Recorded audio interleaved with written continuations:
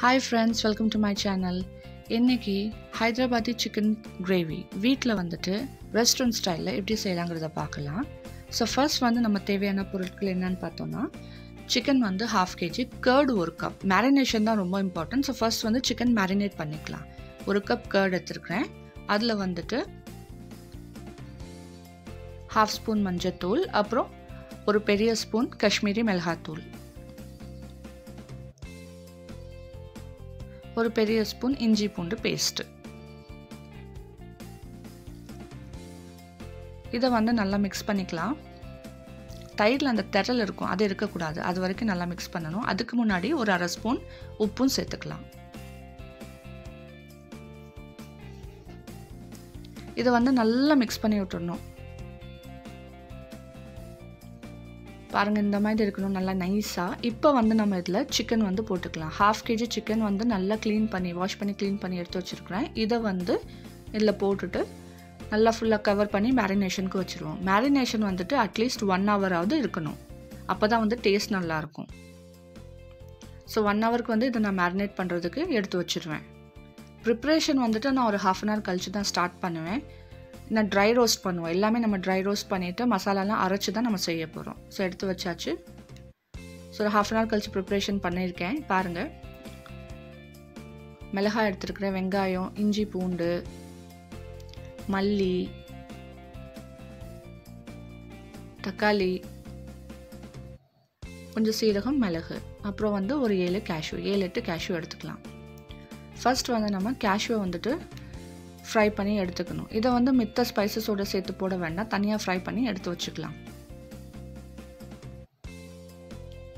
கொஞ்சம் லைட்டாக ப்ரௌன் ஆனோன்னா எடுத்துக்கலாம். இப்போ வந்துட்டு மல்லி போட்டுக்கலாம். மல்லி வந்து 3 ஸ்பூன் எடுத்துருக்கிறேன். மிளகு வந்துட்டு ஒரு 20 to 25 மிளகு, அதாவது 1/2 ஸ்பூன் மிளகு இருக்கும், 1/2 ஸ்பூன் மிளகு. அப்புறம் மிளகா வந்து ஒரு 7-8 எடுத்துக்கலாம், நல்லா காரத்துக்கு தகுந்தாப்புல. உங்களுக்கு இன்னும் காரம் அதிகமாக சாப்பிடுவீங்கன்னா கூட ஒரு 2 எடுத்துக்கோங்க. ஃபர்ஸ்ட் ஒரு 30 seconds வந்து லைட்டாக ரோஸ்ட் பண்ண உடனே நான் வந்து இதில் சீரகம் சேர்த்துக்கிறேன். சீரகம் வந்து 1 ஸ்பூன் எடுத்துருக்கேன். நல்ல அரோமேட்டிக் ஸ்மெல் வரும் இதுலேருந்து. நல்ல மசாலாலாம் நல்லா ட்ரை ரோஸ்ட் ஆனோன்னு ஸ்மெல் வரும்ல, அது வரைக்கும் நல்லா ரோஸ்ட் பண்ணி எடுத்து வச்சுக்கணும். இதை இப்போ வந்து கொஞ்சம் ஆயில் ஊற்றிக்கலாம் பேனில். அதை எடுத்து வச்சாச்சு. கொஞ்சம் பூண்டும் இஞ்சி வந்து பார்த்தீங்கன்னா ஒரு 1/4 inch தான் எடுத்துருக்கிறேன். ஒரு 5 துண்டு சின்ன இஞ்சி. பூண்டுமே வந்து பெரிய பூண்டாக இருந்தால் ஒரு 2 பூண்டு, அதை வந்து கட் பண்ணியிருக்கிறேன். சின்ன வெங்காயம் வந்து ஒரு 10 சின்ன வெங்காயம் எடுத்துருக்கிறேன். இதை வந்து ஃபஸ்ட்டு கொஞ்சம் நல்லா மிக்ஸ் பண்ணி விட்டு நல்லா ஃப்ரை பண்ணிக்கணும்.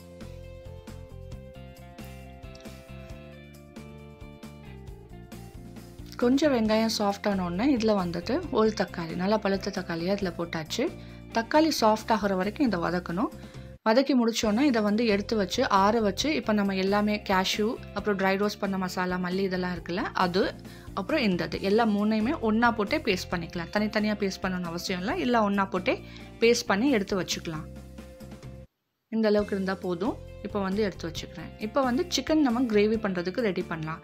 ஃபஸ்ட்டு கடாயில் வந்துட்டு நான் ஒரு 3 ஸ்பூன் வந்துட்டு நல்லெண்ணெய் ஊற்றிருக்கேன். நான் நல்லெண்ணெயில் செய்கிறேன், நீங்கள் எந்த ஆயில்னாலும் செய்யலாம். நல்லெண்ணெயில் செஞ்சால் இன்னும் டேஸ்ட் அதிகமாக இருக்கும். சீசேம் ஆயில்னு சொல்லுவாங்க. இதில் வந்து அரைச்சி வச்ச பேஸ்ட்டை வந்து ஃபஸ்ட்டு போட்டுக்குவோம். போட்டுட்டு இதை வந்து கொஞ்சம் நல்லா மிக்ஸ் பண்ணி விடுவோம் எண்ணெயில்.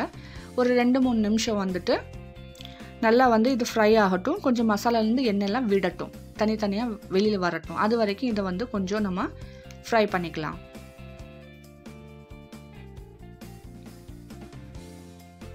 இப்போ பாருங்கள், எண்ணெயெல்லாம் கொஞ்சம் நல்லா பிரிஞ்சு வந்துடுச்சு. இந்த மாதிரி வந்துட்டு நம்ம வதக்கி விட்டுக்கிட்டே இருக்கணும். வதக்கி விட்டுட்டு இருக்கும் போது அப்பப்போ கிண்டிக்கிட்டே இருங்க, விட்டுறாதீங்க.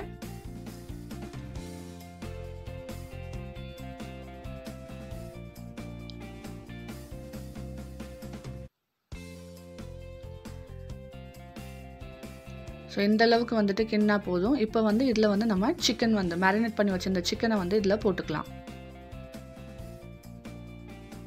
இதையும் நல்லா மிக்ஸ் பண்ணி விட்டுருவோம்.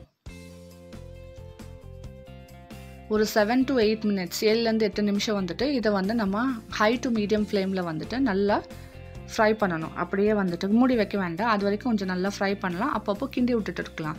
இந்த சிக்கனில் இருக்க மாய்ஸ்சர்லாம் வெளியில் வரட்டும். அதே மாதிரி நம்ம தயிர் வந்துட்டு தயிரில் தான் மேரினேட் பண்ணோம். அந்த தயிரில் உள்ள மாய்ஸ்சரும் வெளியில் வரட்டும். அது வரைக்கும் நம்ம வந்து இதை வந்து ஒரு 5 to 7 மினிட்ஸ் வந்துட்டு இதை அப்படியே கொஞ்சம் ஹை ஃப்ளேமில் வச்சு இது பண்ணலாம். கொஞ்சம் சால்ட் ஆட் பண்ணிக்கலாம்.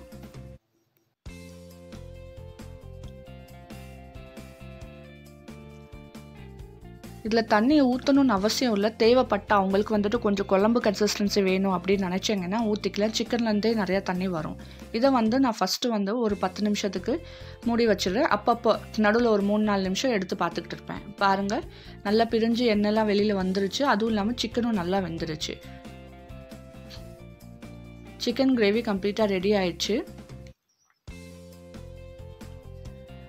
இப்போ வந்து நான் வெளியிலேயே வச்சுட்டு திருப்பி வந்துட்டு ஃப்ளேமை மட்டும் கொஞ்சம் மீடியம் டு லோவில் வச்சுட்டு கொஞ்சம் நேரம் வந்துட்டு எனக்கு இன்னும் கொஞ்சம் கிரேவி ஆகணும். அதுக்காக வந்துட்டு கொஞ்சம் கிண்டி விட்டுக்கிட்டே இருக்கிறேன். கிண்டி விடும் போது கொஞ்சம் பார்த்து பெரட்டுங்க, இல்லாட்டினா வந்து சிக்கன் உடஞ்சிரும். ஸோ சரி, ரெடி ஆயிடுச்சு. இதில் வந்துட்டு கரம் மசாலா போட்டுட்டு மூடி வச்சிடுறேன். அப்புறம் 10 மினிட்ஸ் கழிச்சு சர்வ் பண்ணுறேன். பாருங்கள், சிக்கன் கிரேவி கம்ப்ளீட்டாக ரெடி. ரெசிபி உங்களுக்கு பிடிச்சிருக்குன்னு நினைக்கிறேன். பிடிச்சிருந்தா லைக் பண்ணுங்கள், ஷேர் பண்ணுங்கள், கமெண்ட் பண்ணுங்கள்.